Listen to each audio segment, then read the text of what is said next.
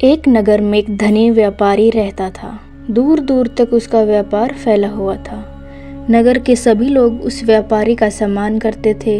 इतना सब कुछ संपन्न होने के बाद भी वह व्यापारी बहुत दुखी था, क्योंकि उसका कोई पुत्र नहीं था, जिस कारण अपने मृत्यु के पश्चात व्यापार के उत्तराधिकारी की चिंता उसे हमेशा सताती रहती थी। पुत्र प्राप्ति की इच्छा से व्यापारी प्रत्येक सोमवार भगवान शिव की व्रत पूजा किया करता था और शाम के समय शिव मंदिर में जाकर शिव जी के सामने घी का दीपक जलाया करता था। उसकी भक्ति देखकर माँ पार्वती प्रसन्न हो गई और भगवान शिव से उस व्यापारी की मनोकामना पूर्ण करने का निवेदन किया। भगवान शिव बोले, इस संसार में सबको उसके कर्म के अनुसार फल की प्राप्ति होती है। जो प्राणी जैसा कर्म करते हैं उन्हें वैसा ही फल प्राप्त होता है। शिवजी द्वारा समझाने के बावजूद माँ पार्वती नहीं माने और उस व्यापारी की मनोकामना पूर्ति हेतु वे शिवजी से बार बार अनुरोध करते रहे। अंततः माता के आग्रह को देखकर भगवान भोलेनाथ को उस व्यापारी को पुत्र प्राप्ति का वरदान देना पड़ा।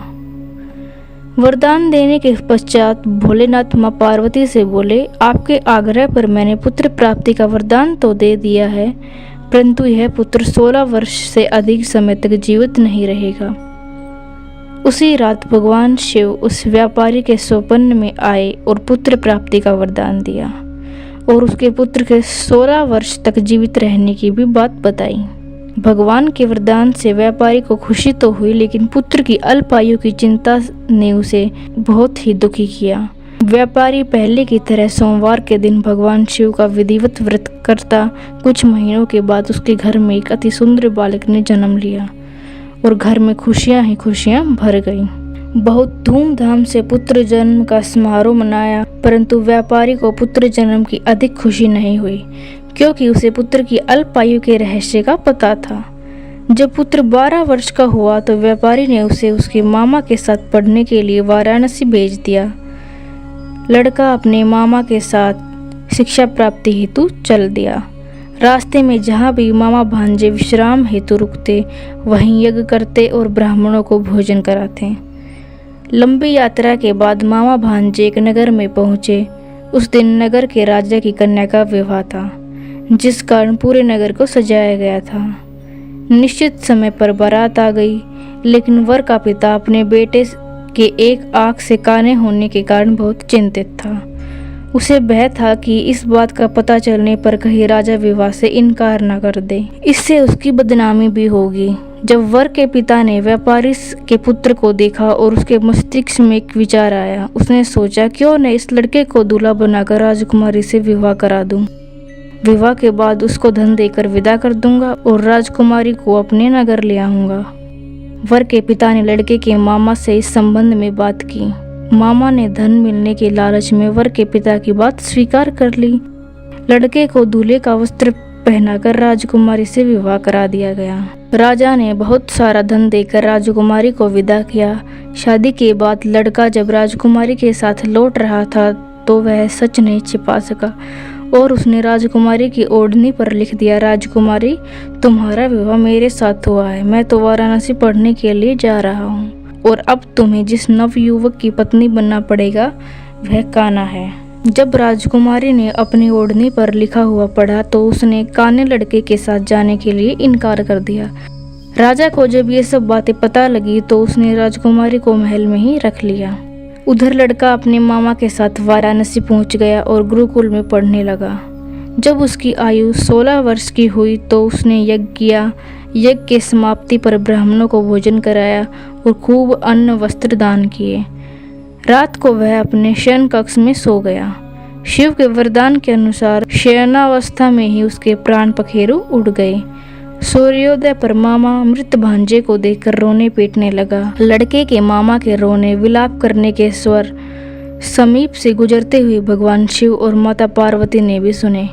माता पार्वती ने भगवान से कहा, प्राणनाथ, मुझे इनके रोने के स्वर सहन नहीं हो रहे हैं। आप इस व्यक्ति के कष्ट को अवश्य दूर करें। भगवान शिव ने माता पार्वती के साथ अदृश्य रूप में समीप जाकर देखा तो भोलेनाथ माता पार्वती से बोले, यह तो उसी व्यापारी का पुत्र है जिसे मैंने 16 वर्ष की आयु का वरदान दिया था। इसकी आयु पूरी हो गई है। माँ पार्वती ने फिर भगवान शिव से निवेदन कर उस बालक को जीवन देने का आग्रह किया। माता पार्वती के आग्रह पर भगवान शिव ने उस लड़के को जीवित होने का वरदान दिया और कुछ ही पल में वह जीवित होकर उठ बैठा।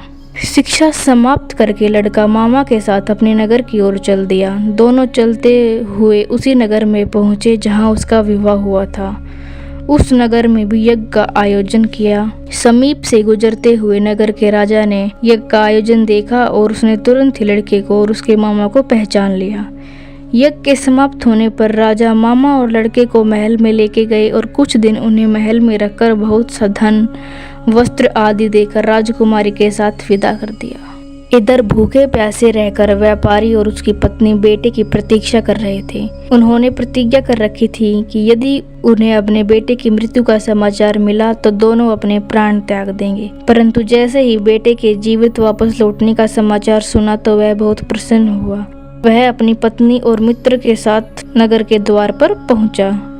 अपने बेटे के विवाह का समाचार सुनकर पुत्रवधू राजकुमारी को देखकर उसकी खुशी का ठिकाना न रहा। उसी रात भगवान शिव ने व्यापारी के स्वप्न में आकर कहा, हे श्रेष्ठी, मैंने तेरे सोमवार के व्रत करने और व्रत कथा सुनने से प्रसन्न होकर तेरे पुत्र को लंबी आयु प्रदान की है। पुत्र की लंबी आयु जानकर व्यापारी बहुत प्रसन्न हुआ। शिव भक्त होने और सोमवार का व्रत करने से व्यापारी की सभी मनोकामनाएं पूर्ण हुई।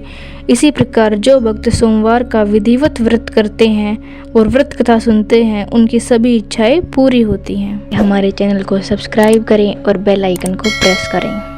धन्यवाद।